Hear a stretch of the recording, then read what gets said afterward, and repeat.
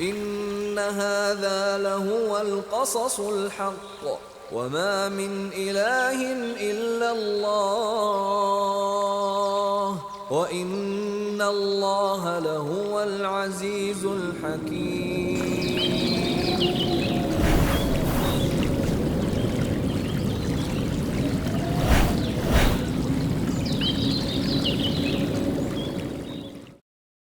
بسم الله الرحمن الرحیم. الحمد لله و الصلاة و السلام علی رسول الله و علی آله و صحبه و من والاه. با عرض سلام و ادب خدمت همه شما بینندگان عزیز و محترم در برنامه قصص حق. داستان یوسف علیه السلام رو بررسی می‌کردیم و گفتیم که این داستان به طور ویژه و به طور اختصاصی سوره ای از قرآن رو در بر داده. سوره‌ای که 111 آیه داره و جزو تک سوره هایی هست که یک داستان از اول تا آخر داره و بلکه به یک طرح یک داستان اختصاص داده شده، طرح یک زندگی، و نامش هم یوسف هست. سوره با نام یوسف هست و داستان یوسف علیه السلام است. این سوره بسیار بلیغ، بسیار فصیح، بسیار زیبا،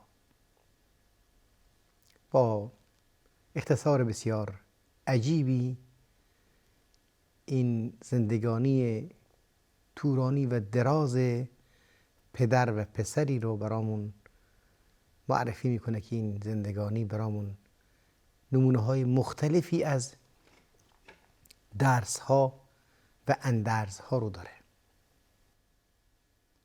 هر صحنه‌ای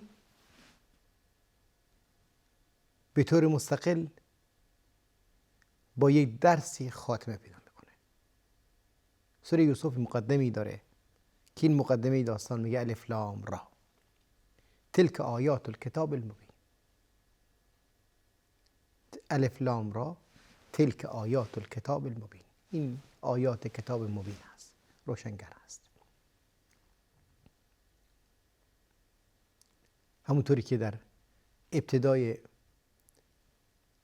سوره های عدید مکی میگه با این حروف مقطع شروع میشه، میگه ذالک کتاب لا ریب فیه هدی للمتقین.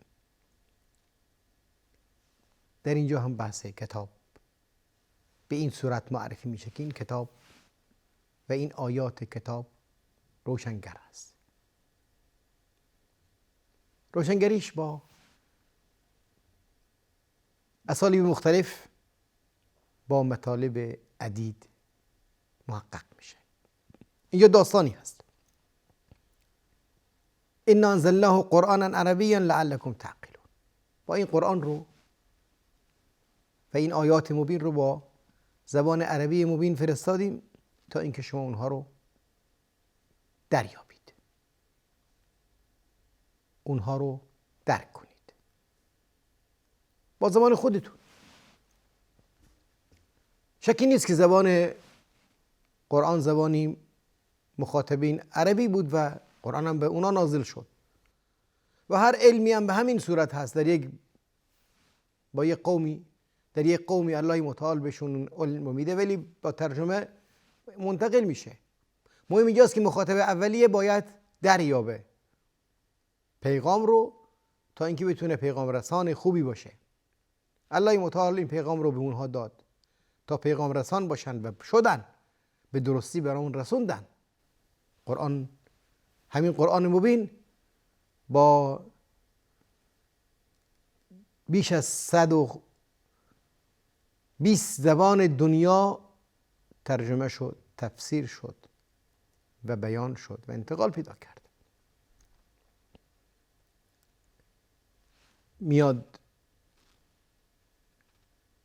موضوع اصلی شروع میشه، میگه نحن نقص علیک احسن القصص بما اوحینا الیک هذا القرآن.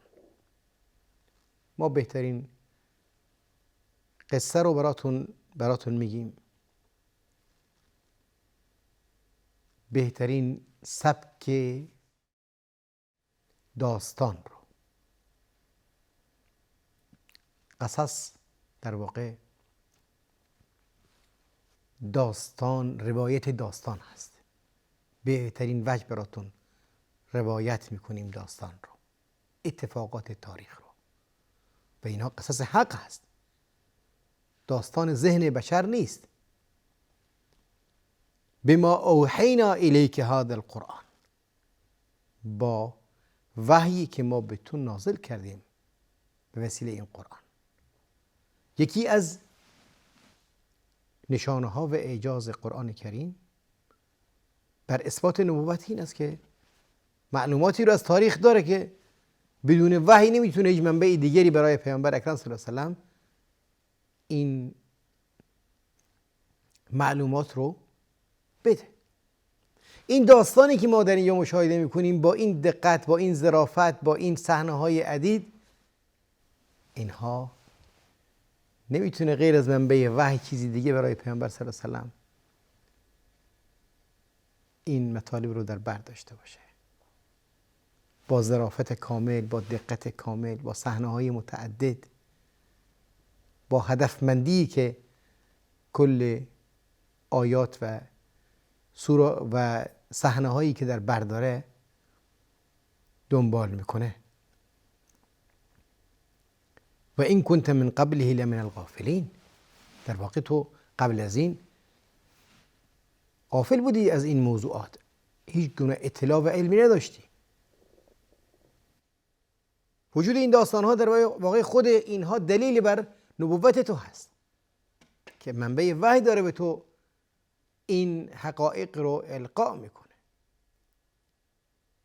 قبل از این تو نه کتابی میدونستی، نه مدرسه‌ای رفته بودی، نه دانشگاهی رفته بودی، نه منبعی داشتی، منبع علمی داشتی. در شبه جزیره عرب در یک خانواده یتیم متولد شدین، در اون خانواده یتیم نه شرایط آموزش رو داشتی و نه شرایط درستی که علم و آگاهی بتونی به دست بیاری. حتی ابزار علم که خواندن نوشتن داشته باشه هم به دست نیاوردی. خواندن و نوشتن برای ما فضیلت هست و برای پیامبر اکرم صلی الله علیه و سلم دلیل نبوت هست.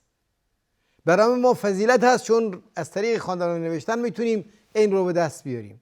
برای پیامبر اکرم صلی الله علیه و سلم حجت و معجزه هست به خاطر اینکه چون نداشتند وسیله و ابزار یادگیری، تنها وسیله‌ای که خالص براشون میتونست این منبع به عنوان منبع علم تلقی بشه وحی الهی بود.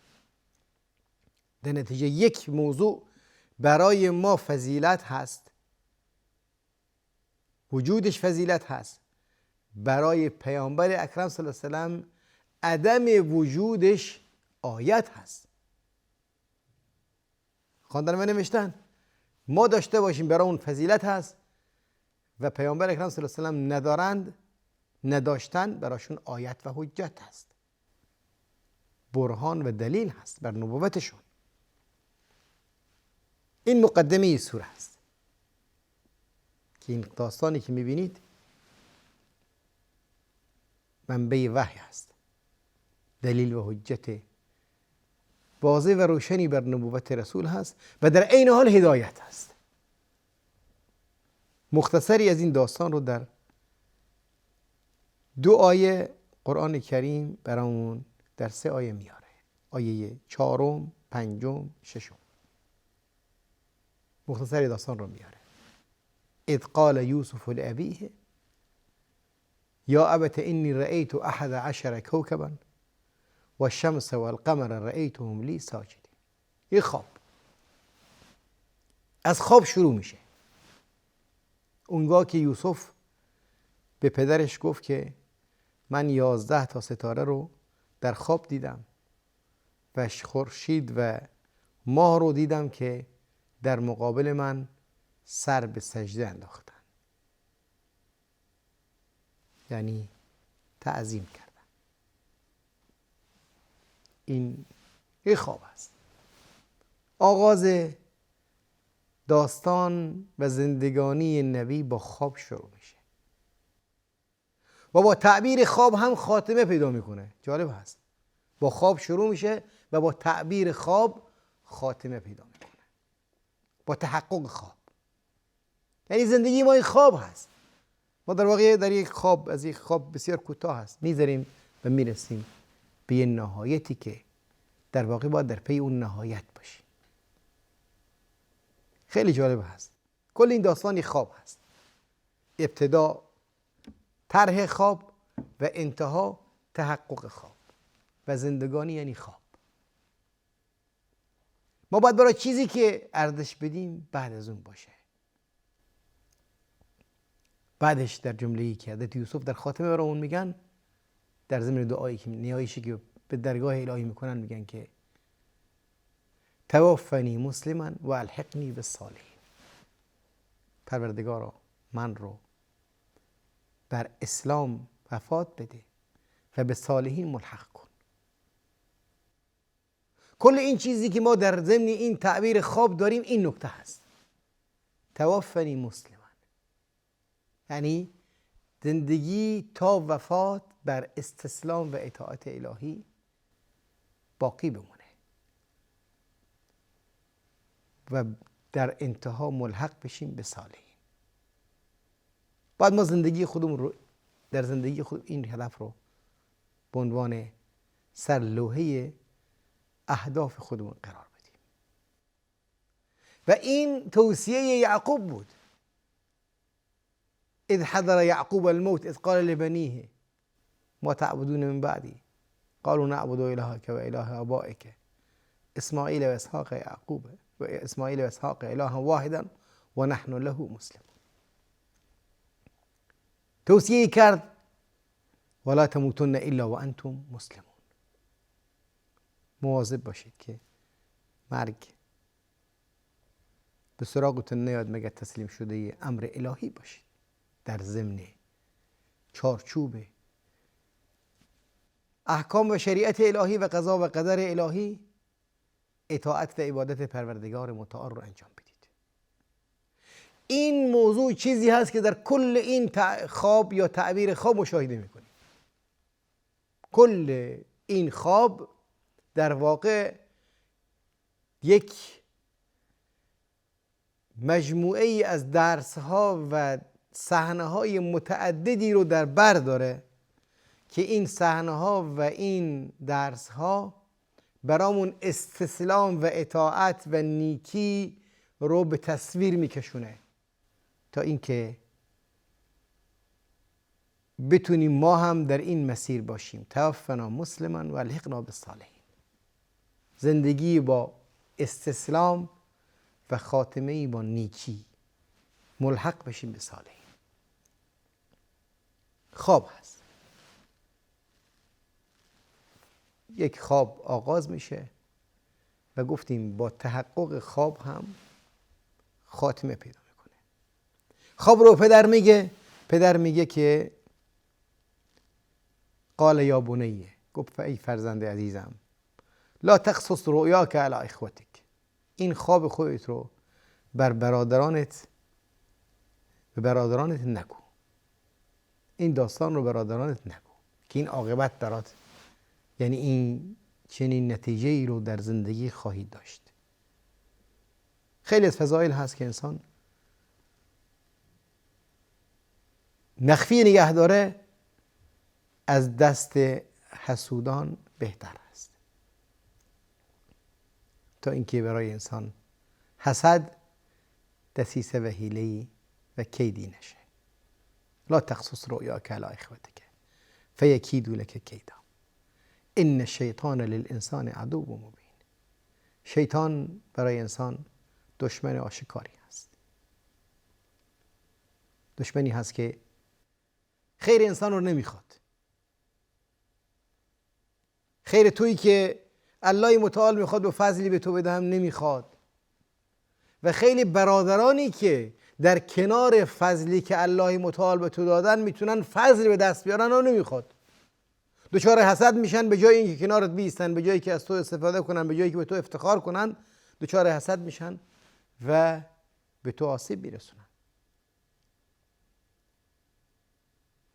در نتیجه در خیلی از موارد انسان از نزدیکترین افراد خودش ضربه میبینه. از نزدیکترین افراد خودش دچار حسد میشه. میگه بهشون نگو. ولی با وجود این که این تدبیر رو حضرت یعقوب انجام میده، از ما تدبیر هست، ولی تقدیر الهی این نیست. الله متعال مقدر کرده که همون اتفاق بیفته، همون حسد عملا اجرا بشه. و کذالک یجتبیک ربک، در ادامه پدر میگه که به این صورت الله متعال تو رو بر میگزینه، یعنی در ادامه نسل نبوت تو رو انتخاب بکنه. و یعلمک من تأویل الاحادیث، و به تو تفسیر سخن رو یاد میده. و یتم نعمته علیک و علی آل یعقوب، و بر همین اساس الله متعال نعمت خودش رو در کمالش بر تو ارزانی میکنه و بر آل یعقوب، بر خانواده یعقوب، کسانی که با تو حسادت بکنن همونا هم در ضمن افرادی که مورد لطف الهی قرار میگیرند واقع میشند.